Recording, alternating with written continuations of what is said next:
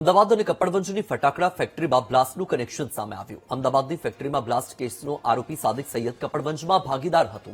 કપડવંજની ફેક્ટરીમાં આગ લાગતા 2 શ્રમિકના મોત થયા હતા। બ્લાસ્ટ થવાના 20 દિવસ પછી પણ તંત્રે કાર્યવાહી ન કરી હોવાનો આરોપ છે। ઘરોને થયેલા નુકસાનનો સર્વે આજ સુધી ન થયો હોવાનો પણ સ્થાનિકોએ આરોપ લગાવ્યો।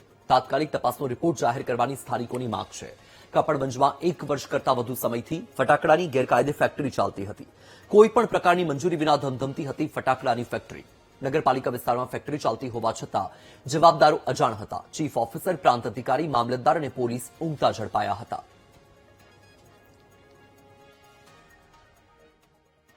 આજે કપડવંજ સ્થાનિક જગ્યાએ તંત્ર આટલી બધી તંત્રની સારી એવી ઓફિસો હોય, એમની નજર હેઠળ આટલું બધું ગેરકાયદેસર કારખાનું ચાલતું હોય, જવાબદારી તંત્રની બને। તંત્રએ જોવું જોઈએ કે ભાઈ અહીંયા આ વિસ્તારની અંદર નગરપાલિકા વિસ્તારમાં ગેરકાયદેસર ફેક્ટરી ચાલી રહી છે તો તપાસ કોને કરવી જોઈએ? તપાસ એમને કરવી જોઈએ જે તે તંત્ર હોય એમની। આજે તંત્રના ભોગે, તંત્રના કારણે કપડોનું તંત્ર ઊંઘતું ઝડપાયું છે।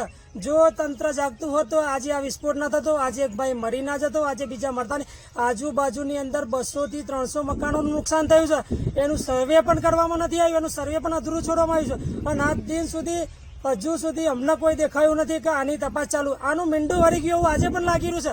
આજે લોકોમાં કેવું છે કે ભાઈ ગમે તેટલું કરશો પણ આ સરકારમાં રહેલા લોકો સરવારે મીંડું થઈ જશે અને પૂરું થઈ જશે, કોઈને કોઈ કશું મળશે નહીં એવી પરિસ્થિતિ છે।